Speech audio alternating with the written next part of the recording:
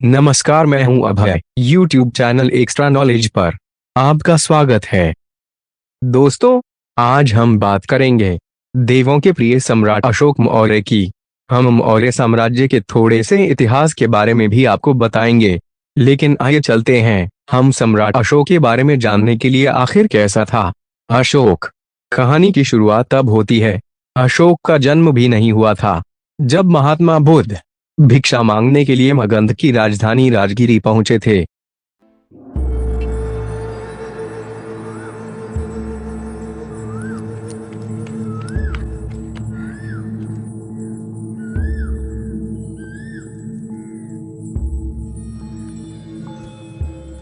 विजय, ये श्रमण सन्यासी कौन है? नगर के सभी लोग इनके पास क्यों चले आ रहे हैं? ये श्रमण महात्मा बुद्ध है।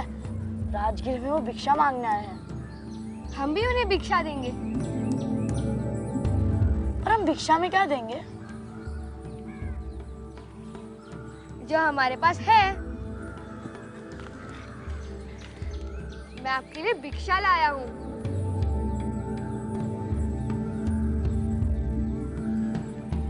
मैंने आपको भिक्षा दी है। मैं राजा बनूंगा।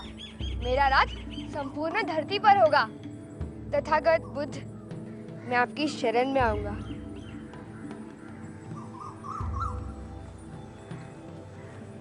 तथागत, उस बच्चे ने भिक्षा में ऐसा क्या दे दिया जो आप इतना मुस्कुरा रहे हैं? ऐसा तो किसी कारणवश ही हुआ होगा ना? हाँ, सही कहा तुम।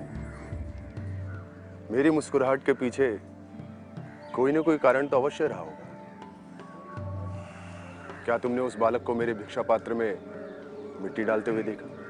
जी बदंत।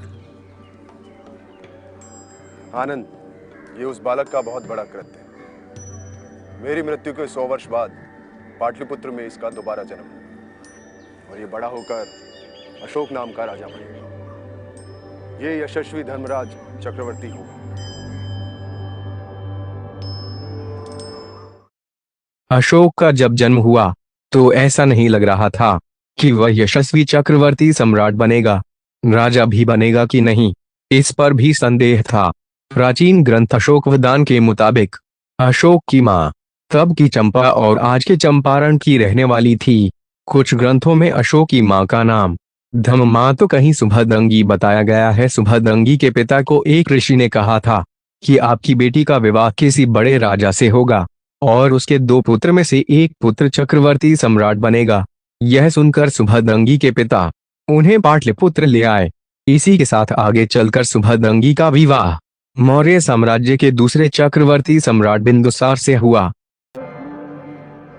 सुभद्रंगी महारानी बन गई, लेकिन जल्दी ही सुभद्रंगी महल में षड्यंत्र का शिकार हो गई।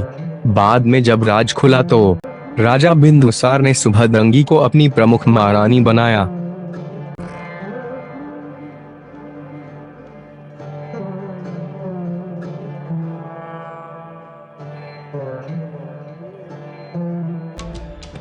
सुभद्रंगी के बेटे का जन्म हुआ। इस बालक को सुभद्रंगी ने नाम दिया अशोक। लेकिन कई ग्रंथ और लोक कथाओं में इस बात का जिक्र आता है कि बालक अशोक को देखकर उसके पिता और मगध के सम्राट महाराज बिंदुसार को खुशी नहीं हुई।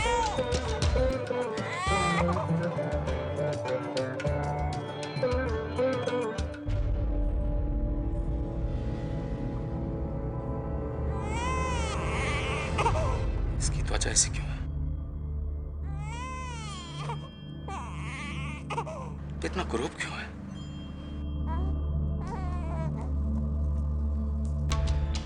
लेकिन यह बात कितनी हैरान कर देने वाली है कि भारत ही नहीं बल्कि दुनिया के सबसे बड़े महान सम्राटों में से एक अशोक को उसके पिता ने क्रूर मानकर ठुकरा दिया। लेकिन क्या अशोक ने इस बात पर ध्यान दिया? इतिहासकारों के अनुसार और कई ग्रंथों में यह जिक्र है कि राजा बिंदुसार के 101 पुत्र थे। अगला मगध का सम्राट इन्हीं में से एक को होना था, यानी अशोक को सम्राट बनने का मार्ग आसान नहीं था। तुम्हें महाराज का आदेश तो मिल ही गया होगा। हाँ। पुत्र, तुम्हारे सभी भाइयों की परीक्षा होनी है। तुम्हें अपने युद्ध कौशल और सूझबूझ से महाराज और गुरुजनों को प्रभावित करना है।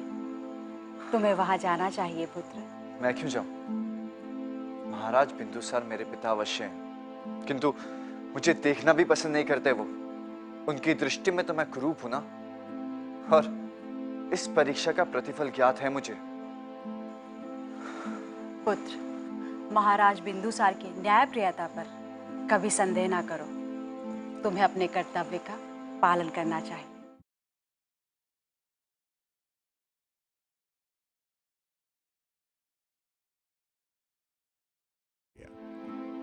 विजयी भव।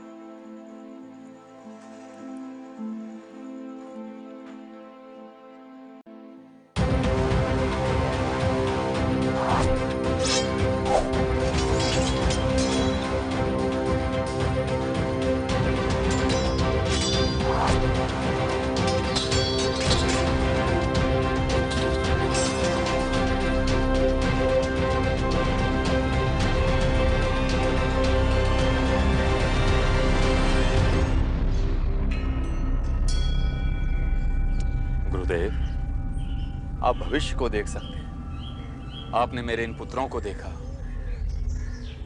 मेरे बाद इनमें से कौन मगध का सम्राट बनने योग्य है? आजीविक संप्रदाय के साधु पिंगलवस यह सुनकर चुप हो गए।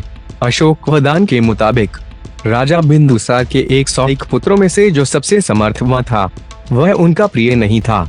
इसलिए पिंगलवस को लगा यदि राजा कौन की बात प्रिय लगी उनकी जान जा सकती है। महाराज, मैं भविष्यवाणी अवश्य करूंगा, लेकिन नाम नहीं बताऊंगा, क्योंकि आप जैसे ज्ञानी पुरुष के संकेत ही काफी है। आप जो उचित समझें वो करें। जितना आवश्यक हो उतना ही बताएं।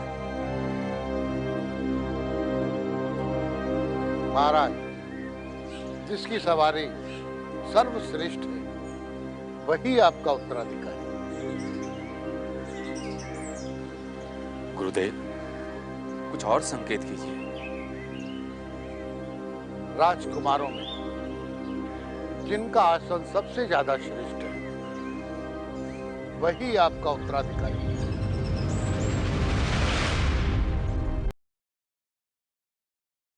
आजीविक संप्रदाय के साधु पिंगलवस इस तरह के संकेतों में बिंदुसार के उत्तराधिकारी के बारे में बता रहे थे।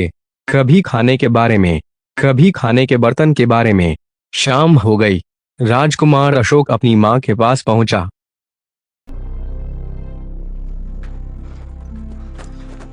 महात्मा पिंगलवस ने क्या भविष्यवाणी की?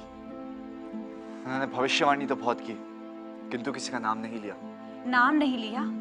क्या भविष्यवाणी की? महात्मा पिंगलवस ने यह भविष्यवाणी की कि जिसका आसन, सवारी, भोजन, पेय, बर्तन सबसे उत्कृष्ट होगा, मगध साम्राज्य का उत्तराधिकारी वही बनेगा।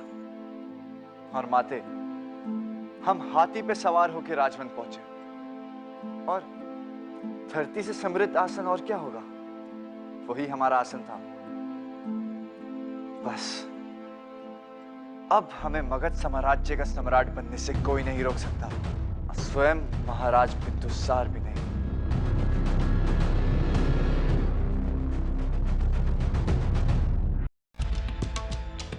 इस कहानी से यह साफ हो गया है कि राजकुमार अशोक यह मानता था कि वही मगध के राज्य सिंहासन का समर्थवान उत्तराधिकारी है, लेकिन उसके मानने या ना मानने से राजगद्दी उसे मिल जाती, ऐसा नहीं था।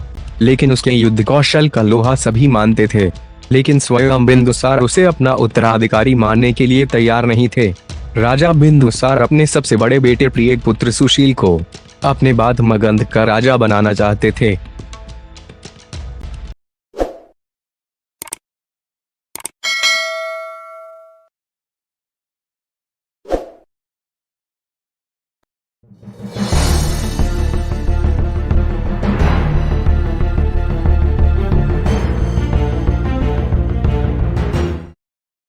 सम्राट अशोक के बारे में जानने के लिए आगे देखिए। राजकुमार, हमारे पास अश्वरोही है, हाथी सवार है और सैकड़ों रथी भी हैं, पैदल सहस्त्र सैनिक भी हैं और आपका नेतृत्व भी हमारे साथ है। परंतु क्या? परंतु राजकुमार, युद्ध के लिए सैनिकों को न ही कोई शस्त्र और अस्त्र दिया गया है। हम कैसे युद्ध में लड़ेंगे? अस्त्र शस्त्र के बगैर हम युद्ध कैसे लड़ेंगे? प्रश्न सही है, किंतु यदि बिंदुसार पुत्र अशोक में बल है, सामर्थ्य है, तो ये धरती फटेगी और पाताल से भी तुम्हें अस्त्र शस्त्र मिलेंगे। तुम निर्भीक होकर प्रयाण की तैयारी करो। जाओ। जी राजकुमार।